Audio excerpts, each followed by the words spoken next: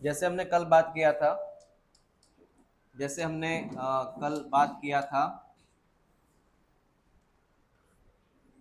कि सर ये जो टी आई प्लाज्मिड होता है, ये जो होता है टी आई प्लाज्मिड, इसके अंदर एक एरिया होता है, इसका नाम है टी डी एन ए।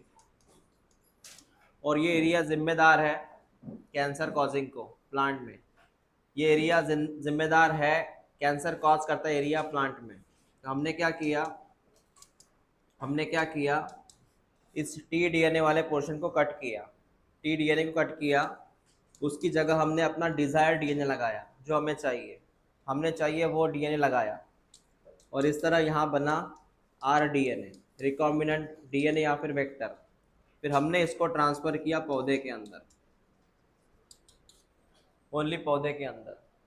तो तू यूज़ कर सकता है टी आई प्लाज्मिड अभी पौधे के अंदर। अगर तुझे कोई फॉरेन जीन भेजना हो, पौधे के अंदर क्या भेजना हो, तो आपके पास कौन सा डिवाइस है, टी आई प्लाज्मिड। कौन सा व्हीकल का नाम क्या है, टी आई प्लाज्मिड। ये पौधे की बात हो गई। एनिमल वाली केस जो है वो अलग है। अब मैं क्या लिखने वाला हूँ बेटा वो देख ले। तुम्हारे पास है रिट्रोवायरस, तुम्हारे पास है रिट्रोवायरस। रिट्रोवायरस का पहले मीनिंग सुनो। रिट्रोवायरस मतलब ऐसा वायरस जिसके पास पहले से कौन मौजूद है, आरएनए। रिट्रोवायरस मतलब जैसे एचआईवी हुआ, कोरोना हुआ, रिट्रोवायरस है। रिट्रोवायरस मतलब जिसके पास जेनेटिक मटेरियल कौन है, आरएनए। आरएनए का वो करेगा रिवर्स ट्रांसक्रिप्शन। क्या करेगा और क्या बनाएगा। तो जो वायरस ऐसा करता है, आरएनए से डीएनए बनाता है, उस वायरस का नाम क्या है, रिट्रोवायरस। तो रिट्रोवायरस भी आप ले सकते हो। तो सिंपल सी बात है बेटा, ध्यान दो इधर।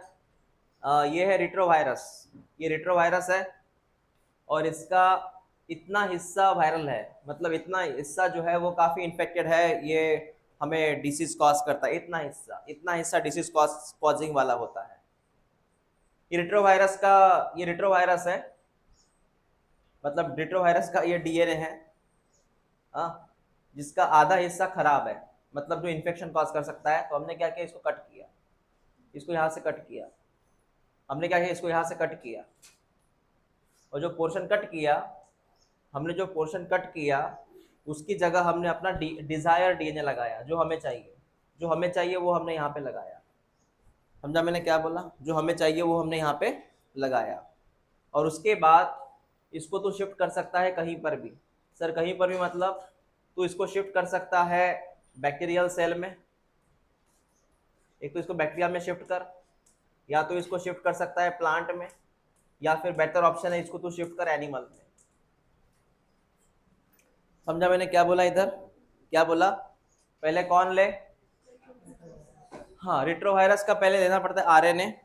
आरएनए से क्या बनाएगा तू, डीएनए। ये डीएनए उसका, रिट्रोवायरस का डीएनए। पहले उसका कौन रहता है, रिट्रोवायरस का, उससे तूने क्या बनाया, ये बन गया डीएनए। फिर डीएनए का एक हिस्सा बड़ा काम का नहीं है, बड़ा पॉइजनस है, इन्फेक्शियस है। उस पोर्शन को तूने कट किया, उस पोर्शन को तूने कट किया, वहां पे क्या लगाया, जो हमें चाहिए। फिर वहां से ये पूरे आरडीएनए को तूने कहाँ शिफ्ट किया, कहीं पर भी जो तुझे चाहिए। समझा मैंने क्या बोला, ये लिखा है ऊपर, यही बातें ऊपर लिखी हुई है। ठीक है बेटा, ओके। तो मैंने आपको अभी भी ये पैराग्राफ समझाया।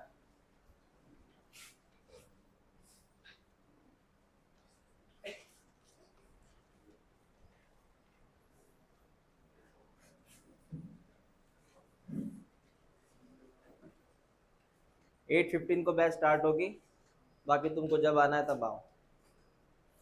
पोर्शन छूट गया तो मैं उसका जिम्मेदार नहीं हूँ।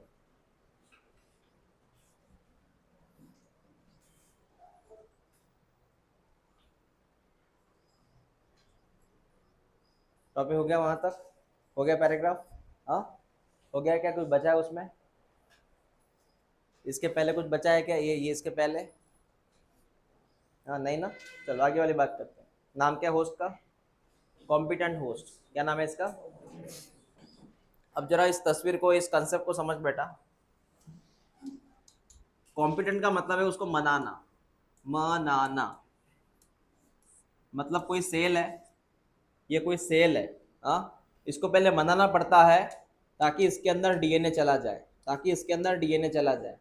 सर क्यों मनाना पड़ता है? कारण है, कारण ये है बेटा, इसकी जो सेल मेम्ब्रेन है, इस सेल की जो सेल मेम्ब्रेन है, तुझे पता है ये होता है लिपिड से बनी हुई। Membrane is made by, membrane is made by, और डीएनए भाई साहब अलग चीज है, डीएनए न्यूक्लिक एसिड है। कौन है डीएनए? और न्यूक्लिक एसिड का और लिपिड का जमता नहीं है, मतलब डीएनए प्लस लिपिड एक में के अपोज में है, एक में के अपोज में है, इसीलिए डीएनए को आसानी से एंट्री नहीं मिलेगी सेल के भीतर, डीएनए को आसानी से एंट्री नहीं मिलेगी सेल के भीतर, इसीलिए तुझे इस सेल को मनाना पड़ेगा कि तेरे अंदर डीएनए आ रहा है, इसको मनाना पड़ेगा तेरे अंदर डीएनए आ रहा है। उसी मनाने वाली चीज को हम क्या बोलते हैं? Competent host. मतलब जो होस्ट राजी नहीं है उसको राजी करना पड़ता है बाय अलग अलग ट्रीटमेंट से, उस होस्ट का नाम क्या है? Competent host. समझ में आया? और मैं अगर यही बोलूं तो इनकॉम्पिटेंट मतलब ये राजी नहीं है, इनकॉम्पिटेंट मतलब, और कॉम्पिटेंट मतलब, हाँ ये बात है। जिसमें ट्रांसफॉर्मेशन हो सकता है,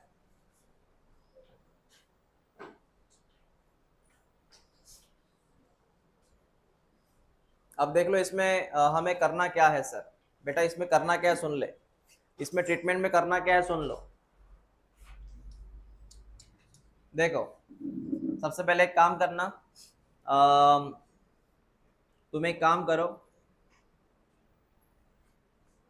आपको जो वेक्टर चाहिए वो ले लो, ये वेक्टर है विथ फॉरेन डीएनए, मतलब यहाँ पर आर डीएनए है आपका, आर डी का मतलब है आर डीएनए आपका, मतलब रिकॉम्बिनेंट डीएनए आपका ये, ठीक है बेटा। उसके बाद में ये तुम्हारा बैक्टीरियल सेल है, ये बैक्टीरियल सेल है, अब इसको इसके अंदर भेजना है, इसको इसके अंदर भेजना है, तो वन बाय वन क्या करेगा तू? सबसे पहली चीज यहाँ पे तू इन दोनों के बीच में एक चीज ऐड कर, कैल्शियम। क्या ऐड कर? क्या ऐड कर? तूने कैल्शियम ऐड किया, क्या ऐड किया? कैल्शियम। समझ में आया? हाँ। दूसरी बात, कैल्शियम के बाद इसको तू हीट कर, बाद में कूल कर, वापस हीट कर। पहली ट्रीटमेंट क्या है? डीएनए का रिएक्शन किसके साथ कर तू? कैल्शियम के साथ कर। उसके बाद में ये जो सेल है इसको तू क्या कर, बाद में वंस अगेन, इससे क्या होगा सर? इससे क्या होगा? इसका जो मेम्ब्रेन है ना इसके अंदर छेद हो जाएंगे, इसकी जो मेम्ब्रेन है ना इसके अंदर क्या हो जाएंगे? पोरोसिटी, पोरोसिटी मतलब छेद हो जाएंगे, और उसी की वजह से ये सीधा इसके अंदर चला जाएगा। समझा मैंने क्या बोला? अब मैं आपको इसे कंप्लीट करके दिखाता हूँ होता कैसे, देख ले क्या होता है, देख ले। देख बेटा, तो यार ये आरडी है, रिकॉम्बिनेंट डीएनए, ठीक है, ये है। तूने सबसे पहले इसकी मुलाकात कैल्शियम से करवाई, अब सिंपल सी बात है, कैल्शियम पे चार्ज कौन सा है? तो इससे कैल्शियम अटैच हुआ। डीएनए पे चार्ज कौन सा है? समझा तुझे? डीएनए पे चार्ज कौन सा? कैल्शियम पे चार्ज कौन सा? बन गई बॉन्डिंग। दूसरी बात, दूसरी बात सुन, तूने क्या किया, तूने क्या किया, पहले ये जो सेल है ये तो हो गया सर, कैल्शियम के साथ डीएनए मिल गया सर, यहाँ बॉन्डिंग हो चुकी है सर, इधर देख ले। अब इसका जो मेम्ब्रेन है इसकी पोरोसिटी बढ़ानी है, तूने इसको पहले गर्म किया, ठंडा किया, वापस गर्म किया, हीट कूल हीट, उससे क्या हुआ? इसके अंदर की पोरोसिटी बढ़ गई। क्या बढ़ गई? पोरोसिटी। और पोरोसिटी बढ़ने की वजह से, इसकी वजह से ये सीधा जो होता है आरडीएनए इसके अंदर चला गया। समझ में आया क्या बोला मैंने? हाँ। दूसरी बात ऐसी है बेटा, ये जो होता है अपना डीएनए, अगर ये नहीं जा रहा है इसके अंदर तो तुझे किसी के सहारा लेना पड़े, जैसे कैल्शियम का सहारा, जैसे कैल्शियम जा सकता है इसके अंदर, कैल्शियम जा सकता है, कैल्शियम इसके अंदर जा सकता है, तो किसी के साथ भेजना पड़ेगा, इसलिए हमने कैल्शियम यूज किया। कैल्शियम यूज करने के दो पर्पस, कैल्शियम यूज करने के दो पर्पस, एक कैल्शियम के ऊपर पॉजिटिव चार्ज है, दूसरा कैल्शियम आसानी से जा सकता है सेल के अंदर, तो डीएनए को तुझे कैल्शियम के साथ भेजना पड़ेगा। जैसे आपको एग्जांपल देता हूँ, एक रिसेप्शन है जिसमें तुमको इनवाइट नहीं है, लेकिन तुमको भूख लगी है, तुमको हकाल देंगे तुम अकेले जाएंगे तो वो गेट कीपर, लेकिन तुम्हारे दोस्त को इनविटेशन है, तो तुम्हारा दोस्त मतलब कैल्शियम, रिसेप्शन मतलब सेल, रिसेप्शन मतलब सेल, तुम्हारा दोस्त मतलब कैल्शियम, तुम खुद डीएनए।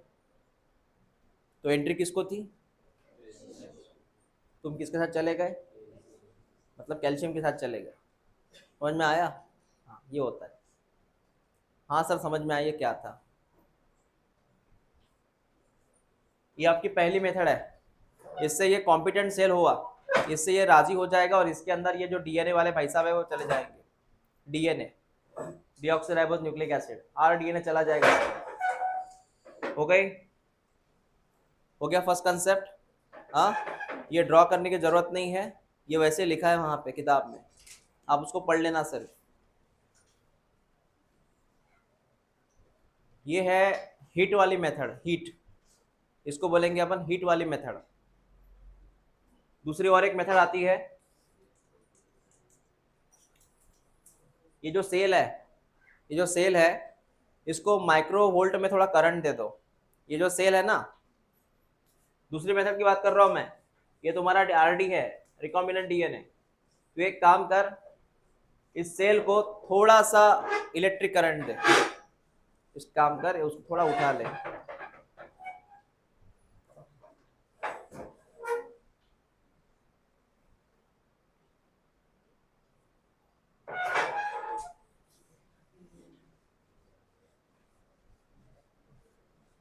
हो गया? सर ये सेल है, इसको थोड़ा करंट दे दो, करंट से क्या होगा, इसकी पोरोसिटी बढ़ेगा। करंट देने से क्या होगा बेटा? ऑब्वियसली आरडीएनए सीधा अंदर चला जाएगा। समझ में आया मैंने क्या बोला? तो पहली कौन सी मेथड थी? हीट वाली, पता है, heat cool heat, heat cool heat, porosity बढ़ गया था। दूसरा कौन सा है? इलेक्ट्रिक करंट, इलेक्ट्रिक करंट वाली मेथड है, इलेक्ट्रिक शॉक बोलते हैं उसको। क्या हुआ?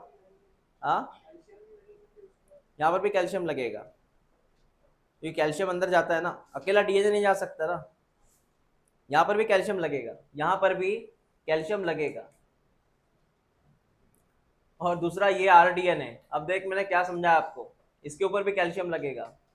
देख बेटा, पहले क्या बोला मैंने, डीएनए की मुलाकात कैल्शियम से करवा, ये डीएनए है, डीएनए के ऊपर चार्ज कैल्शियम के ऊपर, तो डीएनए विद कैल्शियम वो अंदर जाएगा, इसके लिए तूने हीट यूज किया। क्या यूज किया? पता है, हीट कुल हीट, हीट कुल हीट। समझ में आया?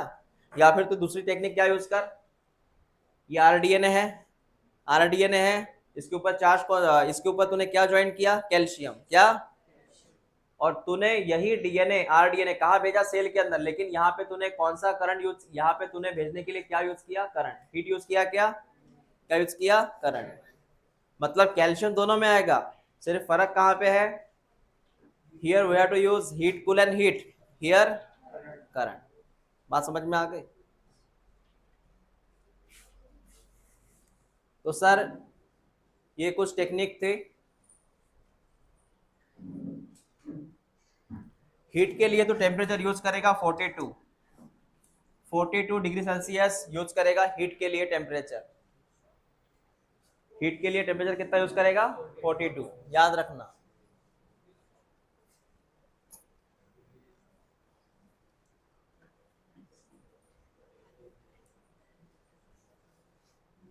दूसरा मेथड समझ,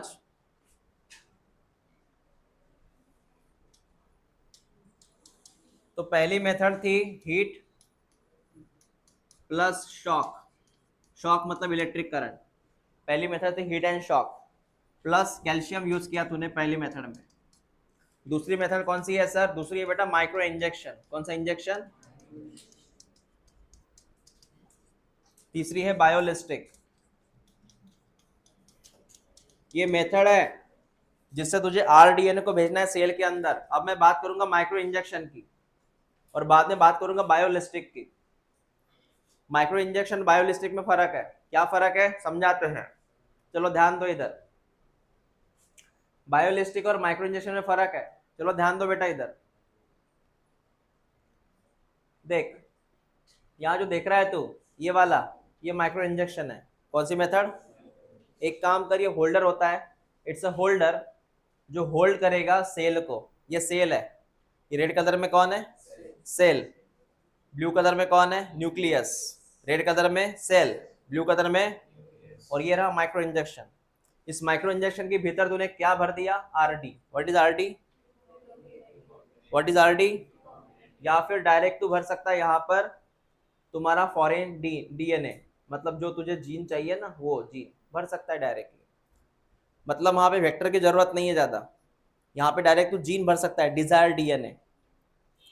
जो जीन तुझे भेजना है ना सेल के अंदर, ये डायरेक्ट यहाँ भर सकता है, और ये जीन डायरेक्ट तू यहाँ पे इंसर्ट कर दे अभी न्यूक्लियस के अंदर।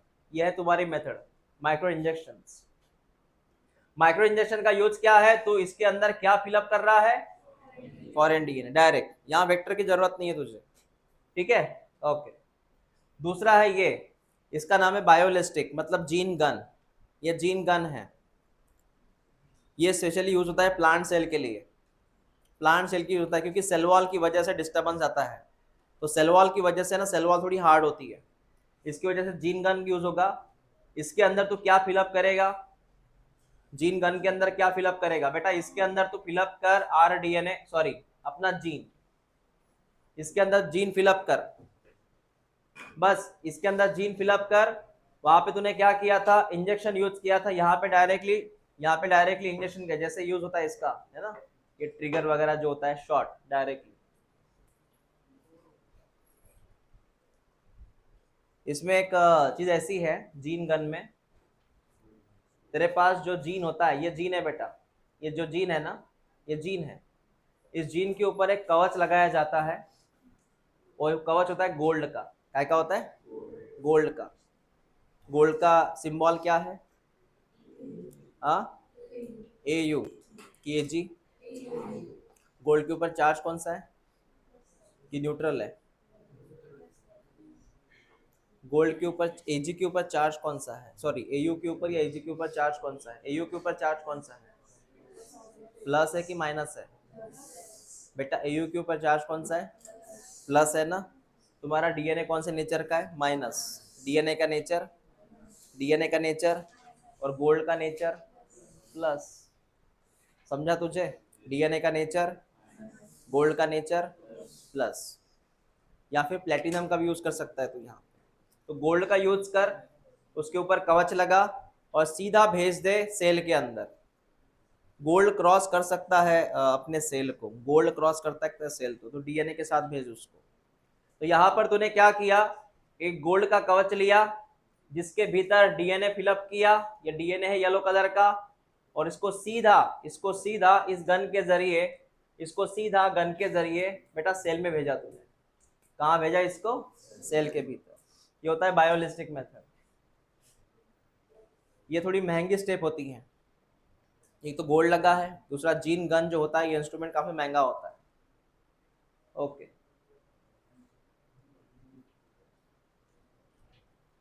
ये मोस्टली हम प्लांट सेल के यूज करते हैं जीन गन। देखो तो लीफ के अंदर डायरेक्टली वो डीएनए को इंसर्ट कर रहा है।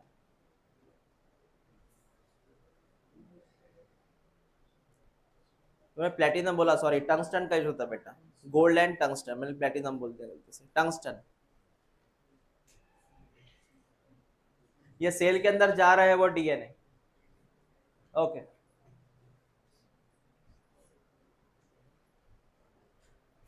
उसके बाद में एक वर्ड तुझे पढ़ने में आएगा, एक वर्ड पढ़ने में आएगा, इसका मीनिंग सुन। डिसआर्म पैथोजन का मतलब क्या है? Disarm pathogen vector. सुन, तेरे पास, सुनना मेरी बात, एक तेरे पास पैथोजन है, मेरी बात सुनना बेटा। तेरे पास एक पैथोजन है, तेरे पास एक पैथोजन है, पैथोजन का ये खुद का डीएनए है, ये पास एक पैथोजन है, उसका खुद का डीएनए है, और ये डीएनए एज अ वेक्टर काम करता है, ये वेक्टर काम करता है। तू क्या करेगा? सबसे पहले इस वेक्टर को बाहर निकालेगा। मैं रिपीट करता हूँ, सुन। तेरे पास एक पैथोजन है, उसके पास डीएनए है, पैथोजन के पास डीएनए है, डीएनए का यूज क्या होगा? As a vector. तो उसको बाहर निकालेगा। बाहर निकालने के बाद उसका तो वो पर्सन हटाएगा जो जिसकी वजह से ये पैथोजन ये बीमारी कॉज करेगा। उस डीएनए का तूने वो पोर्शन हटाया जो बीमारी कॉज करेगा, बराबर ना। पूरा डीएनए प्रॉब्लम में नहीं है, इसका कुछ ही हिस्सा प्रॉब्लम में है, कुछ ही हिस्सा डिसीज कॉज कर सकता है, वो तूने हटाया और उसके बदले तूने क्या पे रखा बेटा, क्या रखा तूने, फॉरेन डीएनए। क्या रखा? इस तरह के पैथोजन का नाम है डिसआर्म पैथोजन। क्या नाम है इसका? मतलब ऐसा पैथोजन जिसकी पावर हमने छीन ली है, अभी बीमारी कॉज नहीं करेगा। पता है ना क्यों बीमारी कॉज नहीं करेगा? क्यों नहीं करेगा? क्योंकि डीएनए बीमारी कॉज करने वाला हिस्सा हमने फेंक दिया। समझ में आया? ऐसी बात, जैसे कोई एप्पल है, उसका एक छोटा सा पोर्शन खराब है, वो हमने फेंक दिया, इसका मतलब ये नहीं कि पूरा एप्पल खराब है, वो पोर्शन में फेंक दिया। ओके,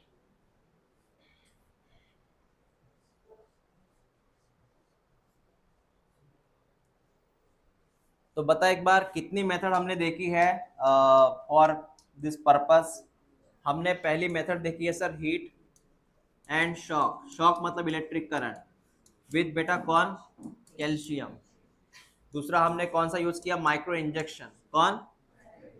तीसरा यूज किया बायोलिस्टिक, कौन, मतलब शॉर्ट गन, जीन गन।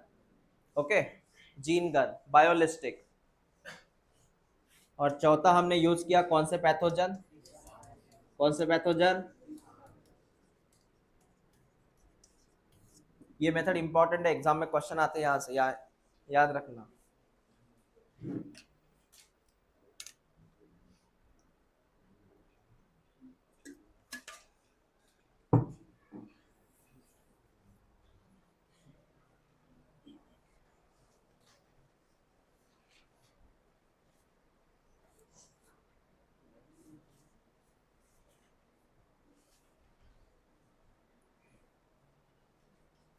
कल तुम्हारा सिंगल मास का टेस्ट है ना, तो यहाँ तक टॉपिक रहेगा तुमको, 11.3 के पहले वाला।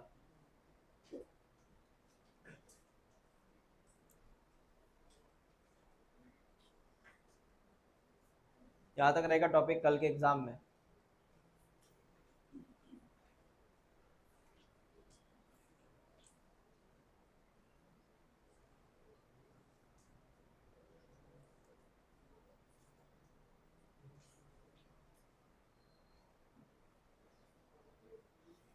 चलो नेक्स्ट।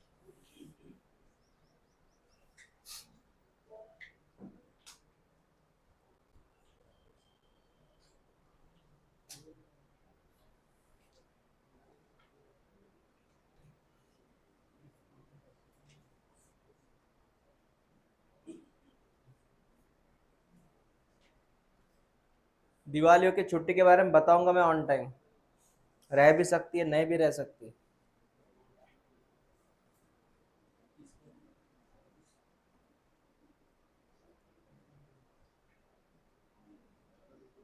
मुझे अगर गांव जाना पड़ा 2-3 दिन रहेगी, नहीं जाना पड़ा तो नहीं रहेगी, फिर बैच रहेगी।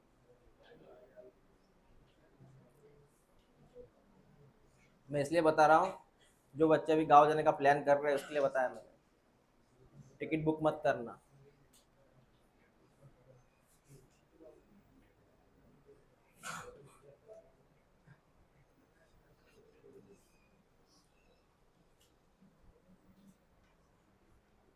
चलो शुरू करते हैं टेक्निक को। क्या है नाम उसका? नहीं मतलब प्रोसीजर है ना पहले, ये क्या है नाम इसका, प्रोसेस ऑफ। हाँ, ये ध्यान दो, अभी लास्ट स्टेप है, ये लास्ट स्टेप है पूरे चैप्टर का, थोड़ा लॉन्ग प्रोसेस है ये। मतलब तुझे आरडीएनए फॉलो करना है, क्या करेगा तू, आरडीएनए फॉलो करना है ना, क्या करेगा तू, सबसे पहली स्टेप है बेटा, डीएनए को पहले बाहर निकाल। तुझे आरडीएनए बनाना है, तुझे क्या बनाना है, तुझे ये बनाना है, ये तुझे क्रिएट करना है। इसके लिए पहली स्टेप क्या फॉलो कर तू, हाँ मतलब डीएनए को बाहर निकालो, आइसोलेशन ऑफ डीएनए। मतलब सर, मतलब ये बेटा तेरे पास एक सेल है, ये सेल है, इसके भीतर एक डीएनए है, इसके भीतर एक डीएनए है। तो सबसे पहले ये समझ, सेल के बाहर डीएनए निकाला कैसे जाता है। अपने आप तो आता नहीं है बाहर। मुझे सेल के अंदर जो डीएनए है उसको बाहर निकालना है। कैसे निकालूं मैं बाहर? मैंने बोला डीएनए बाहर निकलो, अपने आप तो नहीं आएगा। यहाँ पे कुछ मुझे ब्रेक करना पड़ेगा, मुझे ये सेल को तोड़ना पड़ेगा, क्योंकि डीएनए अकेले बाहर नहीं आता। जब तू सेल को मारता है ना, तब डीएनए के साथ आरएनए, प्रोटीन, कार्ब, लिपिड सब बाहर आ जाता है। समझ रहा है? तुझे सिलेक्ट करना है डीएनए कौन सा इसमें से। जब भी तू सेल को तोड़ता है ऐसे, सेल वॉल मेम्ब्रेन को, अकेला डीएनए बाहर आता है क्या? कौन कौन बाहर आता है? डीएनए, आरएनए, प्रोटीन्स, कार्ब सब बाहर आते हैं। तुझे सिर्फ क्या चाहिए? तो तू क्या टेक्निक यूज करेगा वो देख। देखो उन्होंने क्या लिखा है इधर।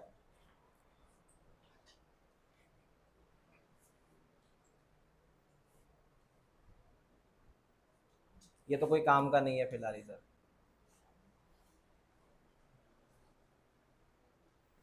इनका ये बोलना है यहाँ पे कि तुझे डीएनए को अलग से बाहर निकालना है, मतलब बाकी माइक्रोमोलिक्यूल से। तुझे पता है बाकी माइक्रोमोलिक्यूल कौन है? डीएनए को छोड़ के बाकी मैक्रोमोलिक्यूल कौन है? मैक्रो, माइक्रो पता है? Macromolecule, micromolecule, biomolecules. Macromolecule carb है, लिपिड्स है, प्रोटीन है। इनके इनको छोड़ के तुझे क्या सिलेक्ट करना है? हाँ, इसके लिए तुझे किसका यूज करना पड़ेगा? पता है आरी हमेशा किसको काटता है? प्रोटीन काटता है क्या? लिपिड कट करता है क्या? वो कार्ब कट करता है क्या? वो आरी हमेशा किसको कट करता है? डीएनए को।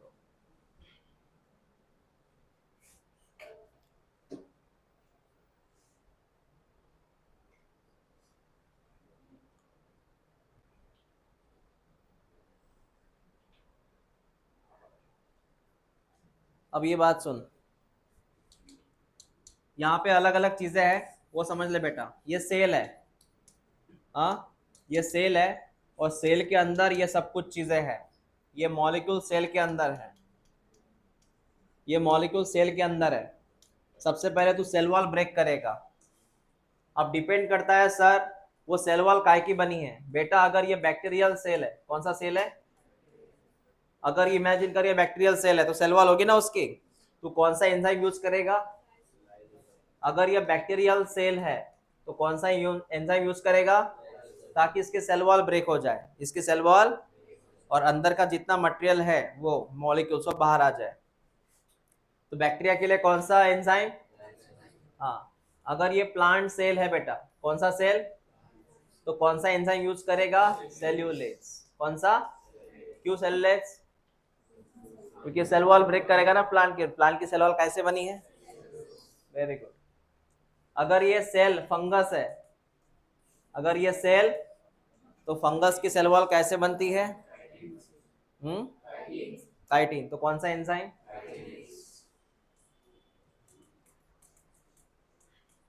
समझ में आया? एक बार रिपीट कर। और एनिमल को तो सेल वॉल होती नहीं है, हमारा कोई क्वेश्चन ही नहीं है, सेल वॉल नहीं ना हमारे अंदर। बता, तीन एंजाइम तूने यूज किया अलग अलग टर्म पे। अगर वो बैक्टीरिया रहा तो, प्लांट सेल रहा तो, और फंगस रहा तो। इस तरह तूने इसके सेल वॉल ब्रेक की। सर क्या किया? बेटा इस तरह हमने इसका सेल वॉल ब्रेक किया, हमने इसका सेल वॉल ब्रेक किया। और सेल वॉल जैसे ब्रेक होता है, जो अंदर के मॉलिक्यूल है, यम फॉर मॉलिक्यूल, ये पूरा मॉलिक्यूल बाहर आ जाता है, ये पूरा मॉलिक्यूल बाहर आ जाता है। ये एंजाइम के नाम लर्न हो जाएंगे। रिपीट कर एक बार। फंगस के लिए, प्लांट के लिए, बैक्टीरिया के लिए।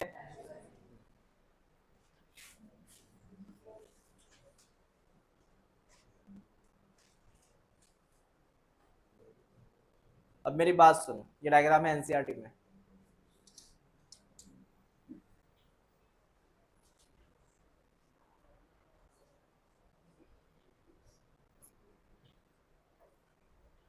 बेटा सुन इधर ध्यान दे।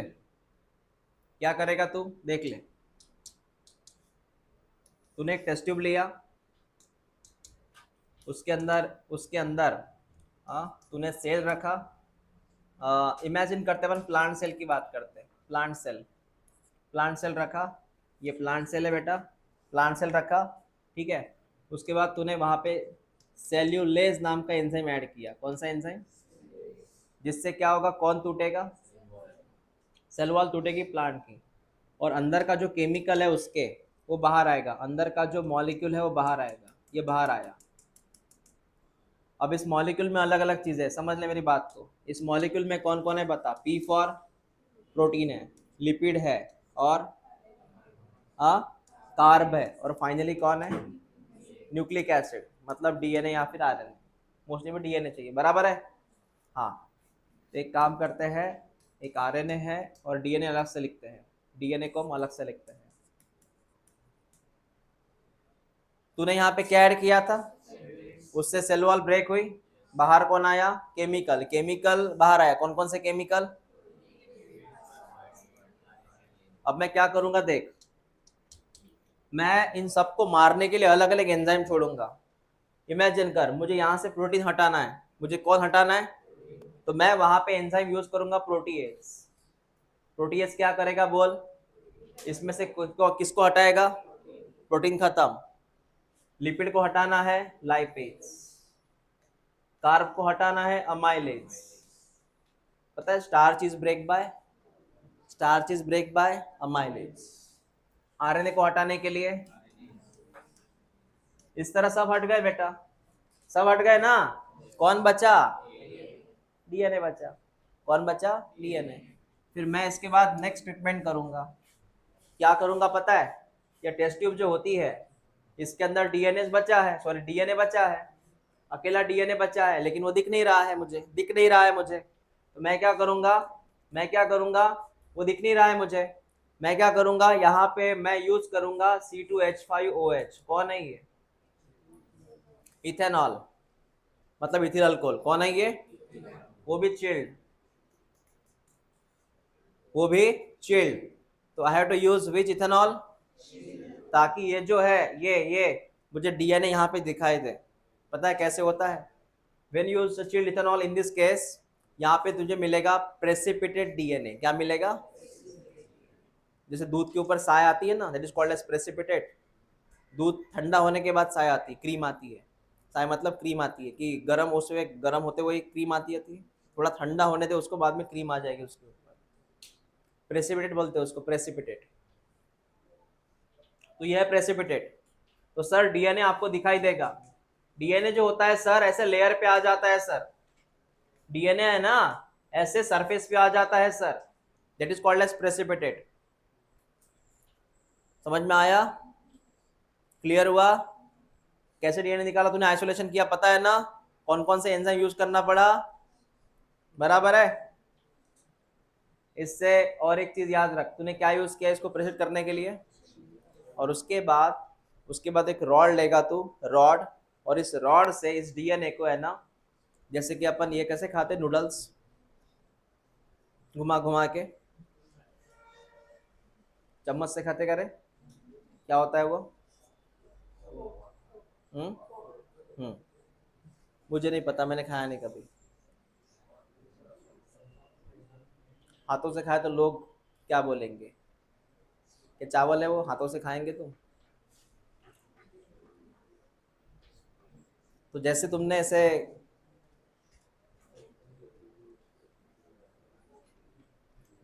हम ऐसे मैगी खाते कि नूडल्स खाते, एक ही चीज़ है दोनों। मैं कम खाता हूँ इसलिए मुझे पता नहीं जाता, दोनों फर्क नहीं पता जाता। सिर्फ इतना पता है मैगी 10 रुपए का आता है, 15 रुपए का आता है, येलो कलर का पाउच होता है, 2 मिनट में बनता है। नूडल्स जो रहता है ये चाइनीज बनाते, जो बड़े बड़े रहते नहीं है, कढ़ाई लेके वो बनाते हैं नूडल्स को, हक्का नूडल्स। कहने का मतलब ये है, इसके अंदर रॉड ऐड करना पड़ता है, घुमाना पड़ता है, घुमाने के बाद डीएनए बाहर निकालना पड़ता है। ऐसे कंसेप्ट का नाम है यहाँ पे, पता है क्या नाम है? स्पूलिंग। क्या नाम है? वेरी गुड, आईएमपी करो उसको, स्पूलिंग। मतलब इसमें डीएनए ऐड करना, सॉरी ये रॉड ऐड करना पड़ता है, इसको ऐसे ग्लास का रॉड रहता है, घुमाना पड़ता है, डीएनए बाहर निकलेगा। जैसे कि यहाँ पे एक रॉड है, कांच का रॉड है, ये कांच का रॉड है, इसको हमने इसके अंदर ऐड करके घुमाया, इसके ऊपर डीएनए जो होता है ऐसे लपेट के आता है। इस स्टेप का नाम है स्पूलिंग। क्या बोलते हैं इसके? स्पूलिंग। दो शब्द याद रखना, एक स्पूलिंग और उधर मैंने पढ़ाया था इल्यूशन। कौन था वो?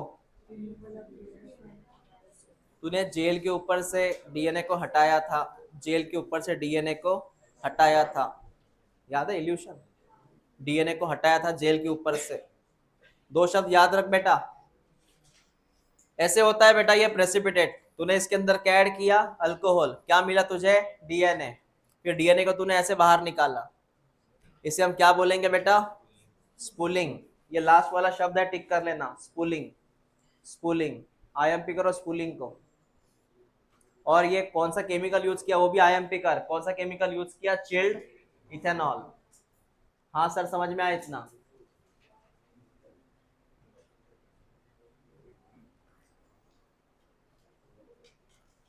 तेरा पहला कंसेप्ट हो गया। उस कंसेप्ट का नाम था आइसोलेशन ऑफ डीएनए। क्या था? डीएनए आइसोलेट हो चुका है सर, डीएनए मिल चुका है सर। अब नेक्स्ट बताइए क्या होगा? सर डीएनए मिल चुका है। बेटा ध्यान दे इधर, डीएनए मिल चुका है। चलो नेक्स्ट स्टेप। तुझे अगर डीएनए मिल चुका है, तुझे अगर डीएनए मिल चुका है तो नेक्स्ट स्टेप क्या होगी? नेक्स्ट स्टेप, इस डीएनए के टुकड़े करना पड़ेगा तुझे। इसके लिए वहां पे तो यूज करना पड़ेगा आरी। आरी मतलब कौन? यूज कर इसका। तो तूने डीएनए के क्या किए? अलग अलग टुकड़े कर दिए। कुछ टुकड़े बड़े होते हैं, कुछ छोटे होते हैं। हर टुकड़े का जो लेंथ होता है वो अलग अलग होता है। तो यहाँ पे डीएनए के फ्रेगमेंट्स मिले। ये तेरा सेकंड स्टेप है। पहले स्टेप में क्या किया तूने? डीएनए को बाहर निकाला। दूसरे में क्या किया तूने? फ्रेगमेंटेशन किया, टुकड़े कर दिए। डीएनए के तुझे क्या मिले यहाँ पे? फ्रेगमेंट्स। समझ में आया? तो तेरे सेकंड स्टेप का नाम क्या है बेटा? कटिंग। ठीक है, उसके लिए कौन सा एंजाइम यूज किया? आरी। अब नेक्स्ट स्टेप सुन। अब तेरे पास डीएनए के टुकड़े बन के रेडी है। अभी डीएनए के टुकड़े बन चुके हैं, डीएनए के टुकड़े बन चुके हैं। ठीक है,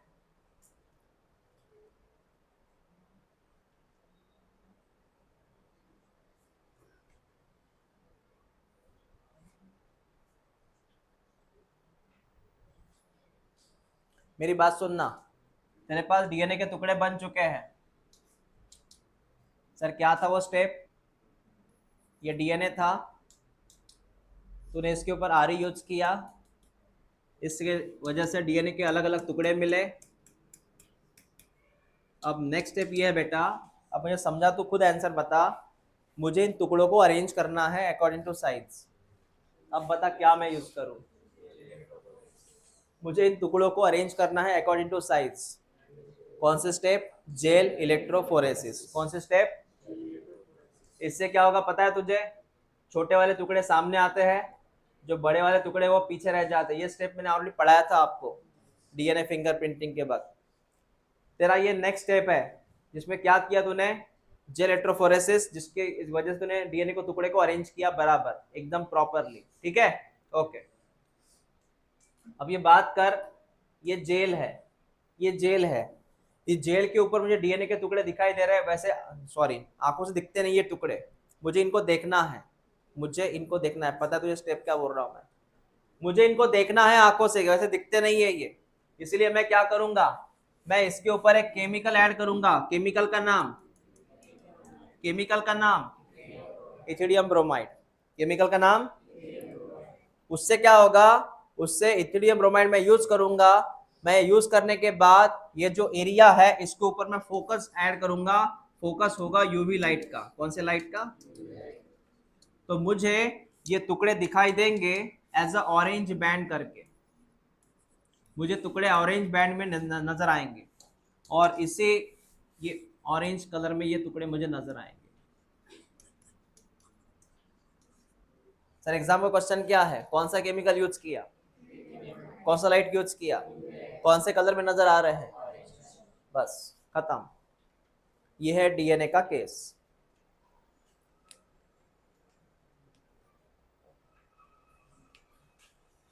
तो स्टेप कैसी हुई अब तक sir?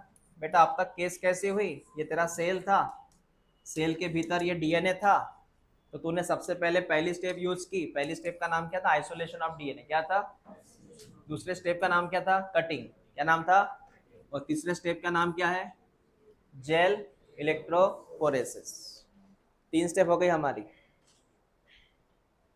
Gel electrophoresis.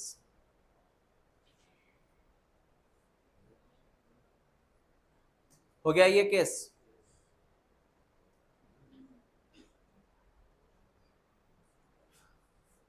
Now next thing, बस सुनते जा अभी तू। मैंने आपको ये पढ़ाया अभी अभी। देखो ऑरेंज कलर के बैंड नजर आ रहे हैं तुमको, यहाँ पर भी बैंड नजर आ रहे हैं। जो छोटे टुकड़े हैं वो जेल के सामने रहेंगे, और जो बड़े टुकड़े हैं वो पीछे रह जाएंगे। जो बच्चे इस कंसेप्ट को अपसेंट थे वो थोड़ा पढ़ लेना, क्योंकि इसलिए मैंने फास्ट बताया कि ऑलरेडी मैंने 2 बार पढ़ाया है ये इलेक्ट्रोफोरेसिस।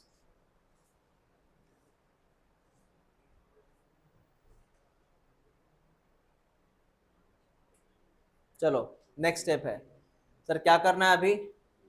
बेटा अभी एक काम करो, एक काम कर, तो अभी एक काम करते हैं।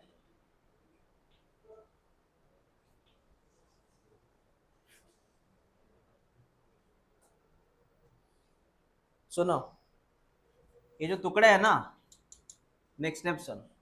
ज्वाइनिंग का काम करना है हमें, आरडीएनए बनाना है अभी। ये जो टुकड़े हैं इनमें से कोई भी एक टुकड़ा उठा ले तू, कोई भी एक टुकड़ा, जैसे कि ये वाला, इसको मैंने यहाँ से हटाया। कोई भी एक टुकड़ा उठा ले, मैंने ये टुकड़ा सिलेक्ट किया, क्योंकि ये मेरा डिजायर डीएनए है। मेरा ये डिजायर डीएनए, कौन सा डीएनए है? डिजायर। इसको मैं बोलूंगा फॉरेन डीएनए।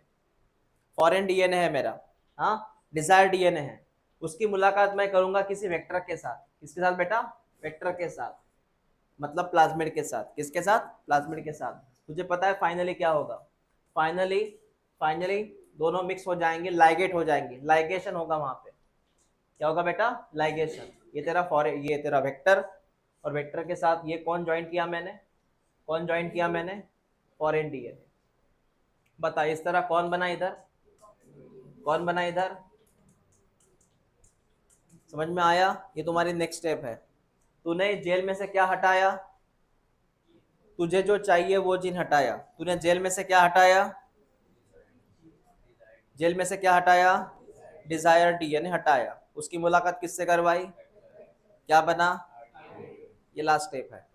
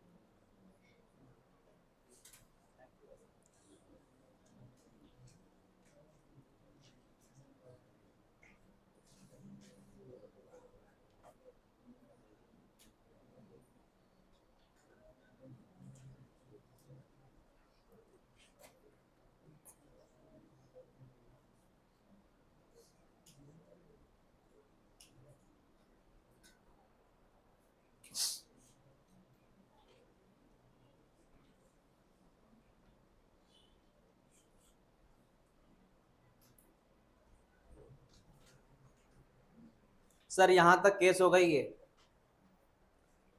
यहाँ तक सर केस हो चुकी है, आरडीएनए बन के रेडी है सर। कुछ है बचा इसमें? हाँ बेटा, एक नेक्स्ट स्टेप है, थोड़ी आईएमपी है वो, तू खुद देख सकता है। पहले ये क्या हुआ, तो तूने वेक्टर लिया, उसके पास तूने क्या सिलेक्ट किया? Gene of interest. वो जेल से निकाला हमने। ये कहाँ से निकाला? तो ये हुआ लाइगेशंस। क्या हुआ इधर? हाँ। अब ये देख क्या है, ये थोड़ा अलग टेक्निक है। ये टेक्निक क्या है पहले सुन, ये टेक्निक क्या है पहले सुन बेटा, मेरी बात समझना इधर। ये टेक्निक क्या है पहले सुन ले, समझ ले। सर ये जेल था, बेटा सुन लेना, ये जेल था, ये जेल था।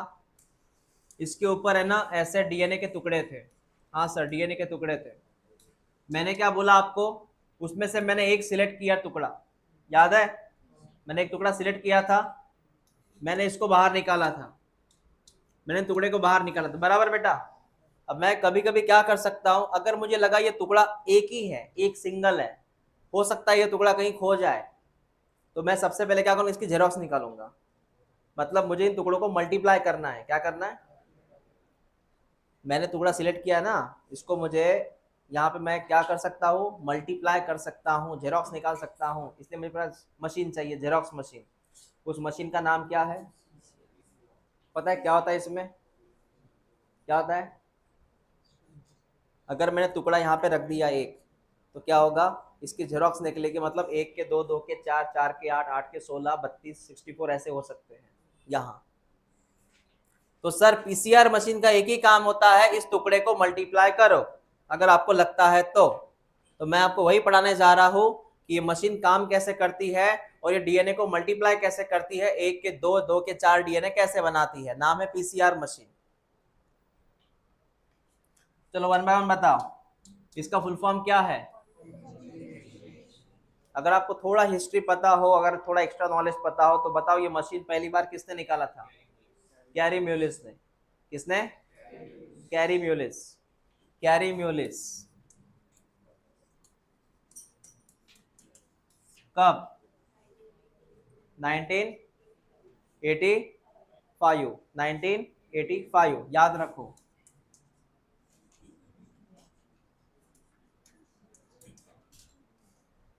फिर वो एलेक्स जेफरी कौन थे? हाँ, वही कंफ्यूज मत होना। एलेक्स जेफरी कौन थे? फिर एलेक्स जेफरी, एलेक्स जेफरी नाम सुना है कहीं? उन्होंने डीएनए फिंगरप्रिंट निकाला था। एलेक्स जेफरी ने क्या निकाला था? DNA finger printing. फिर ये कोहन एंड बोयर कौन थे? कोहन एंड बोयर कौन थे? जिन्होंने पहली बार आरडीएनए निकाला था। हाँ, जिन्होंने पहली बार क्या निकाला था? आरडीएनए। वो कोहेन एंड बोयर थे। एलेक्स जेफरी कौन थे? जिन्होंने डीएनए फिंगरप्रिंट निकाला था।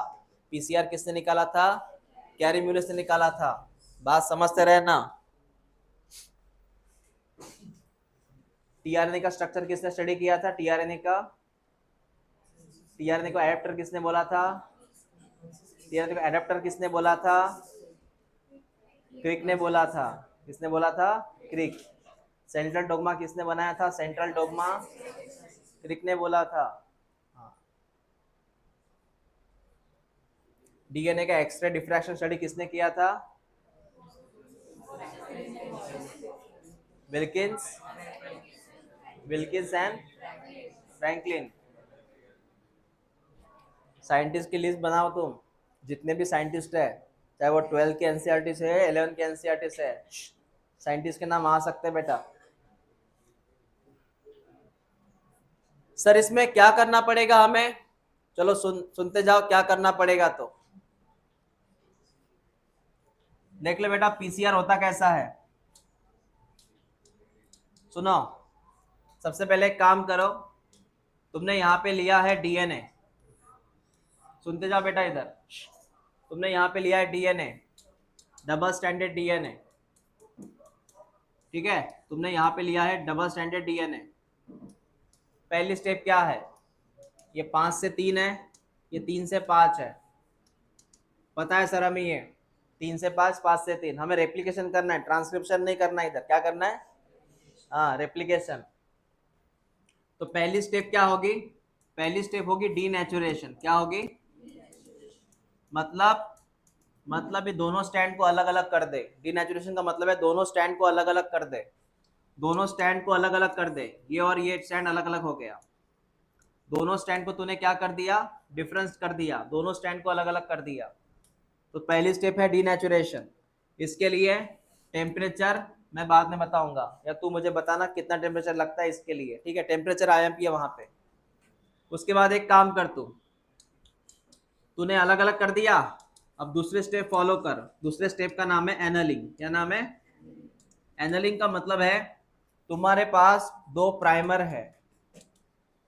प्राइमर, इसको जोड़ना पड़ेगा। दो प्राइमर है, इसको जोड़ना पड़ेगा। इसको सर दो प्राइमर है, इसको जोड़ना पड़ेगा।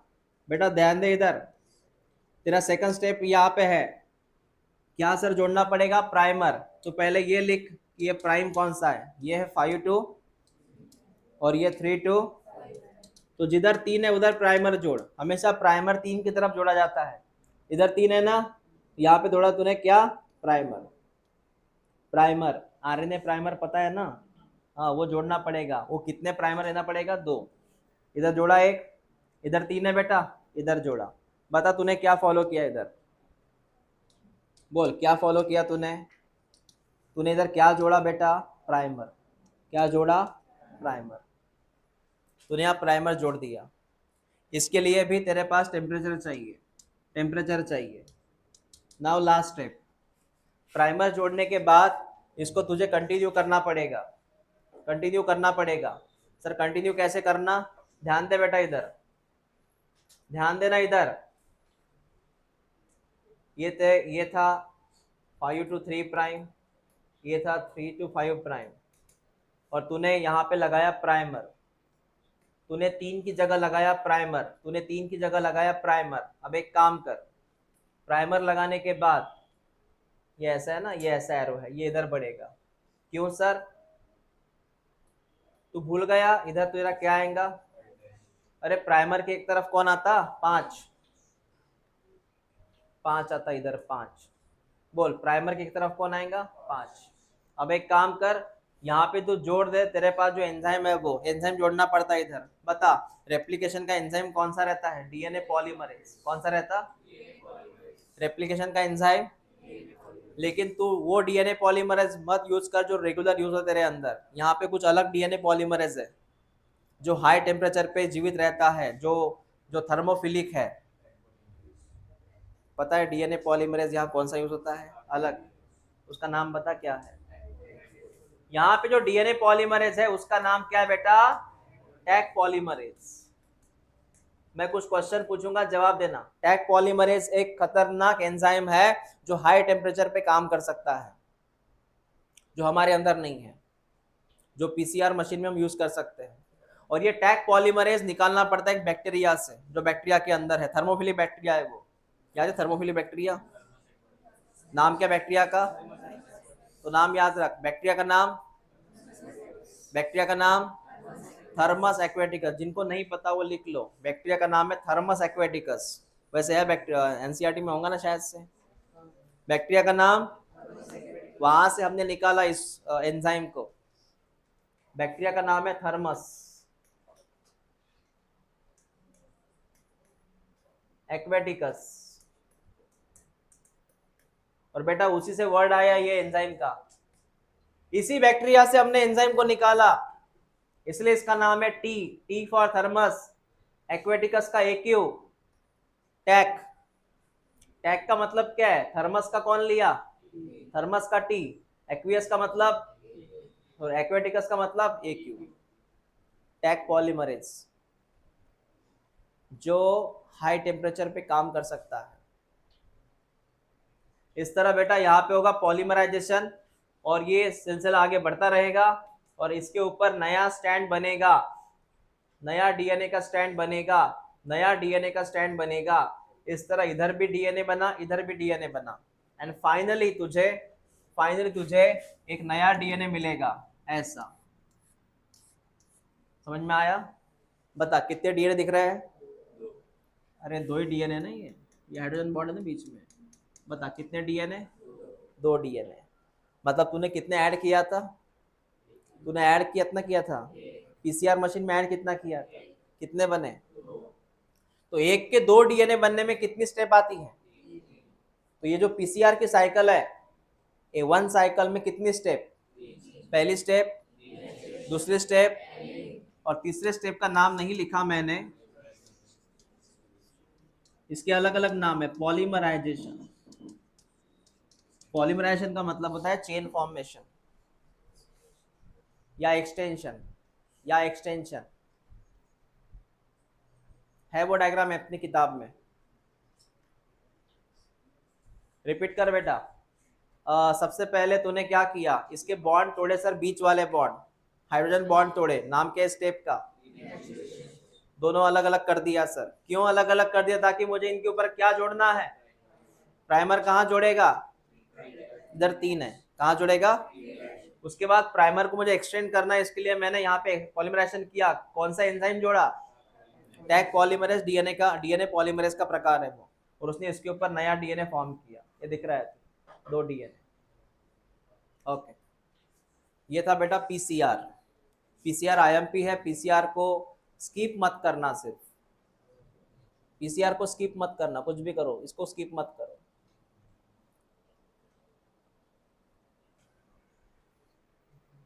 पर आपके एनसीईआरटी में पीसीआर कुछ फाइनली ये दिए होंगे एग्जाम, मतलब एप्लीकेशन, मतलब इसका फायदा वगैरह कहाँ पे है, तो कहाँ पे हम पीसीआर यूज कर सकते हैं वो पढ़ लेना आप, एप्लीकेशंस, पीसीआर के फायदे क्या है, क्या उसको फॉरेंसिक लैब में यूज होता है उसका, या क्या यूज होता है उसका।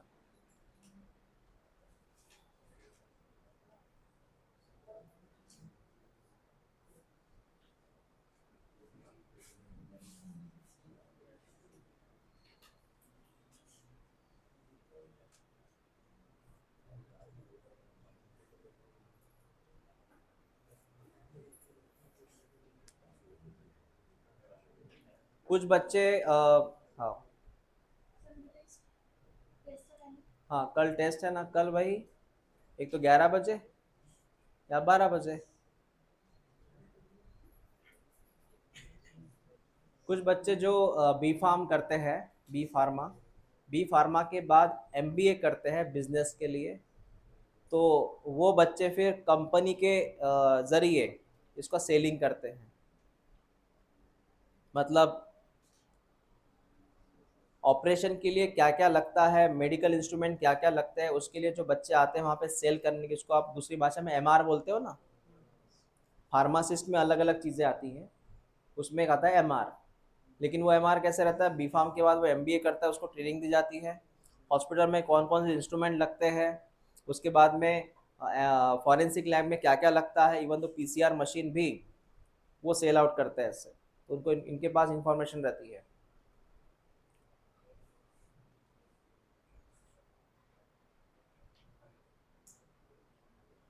उन्होंने एक स्टेप यहाँ पे बोली है, 3 स्टेप तो हो गए सर। उन्होंने और एक बात बोली बेटा, अगर तू कंटिन्यू इस मशीन में डीएनए का मल्टीप्लिकेशन करता रहेगा, कंटिन्यू डीएनए का मल्टीप्लाई करता रहेगा मशीन के अंदर, तो एक समय ऐसे आएगा वो कितनी कॉपी बन सकती है, अगर इसको मल्टीप्लाई करेगा तो, कंटिन्यू उसको रखेगा तो।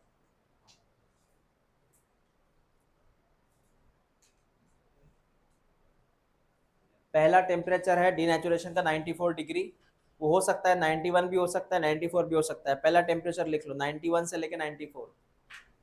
डीनेचुरेशन का टेम्परेचर लिखो कितना होना चाहिए, 91 से 94।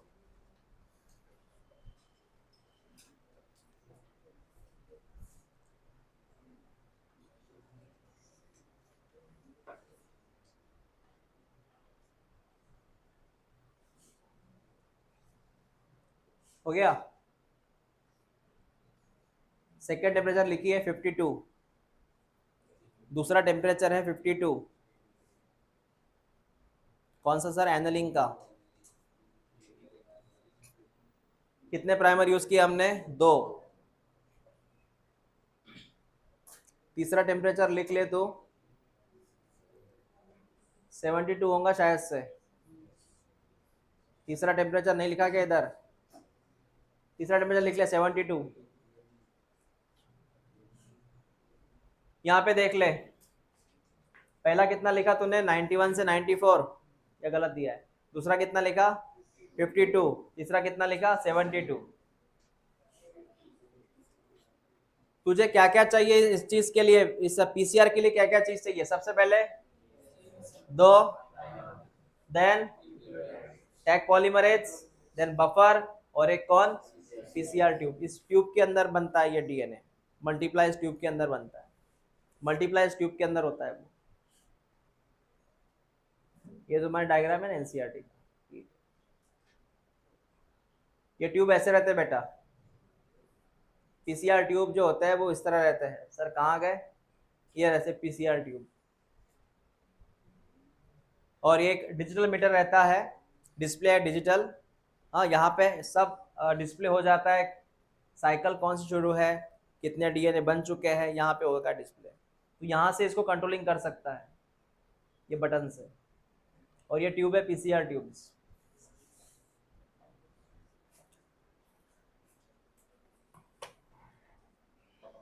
मैंने हैंडल किया था इसे जब मेरा एमएससी में लास्ट ईयर में प्रोजेक्ट था, तब पीसीआर मशीन का मुझे यहाँ पे यूज करना था, तब हैंडल किया था। छोटी सी मशीन रहती है लेकिन भारी रहती है, भारी मतलब महंगी रहती है।